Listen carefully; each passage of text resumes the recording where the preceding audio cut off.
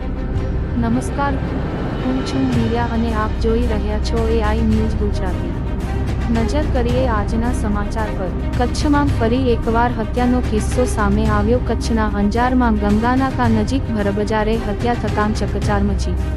અંજાર બજારમાં હત્યા કેસમાં આરોપીને ગણતરીની મિનિટોમાં જ કચ્છ પોલીસ દ્વારા રાઉન્ડ અપ કરવામાં આવ્યો.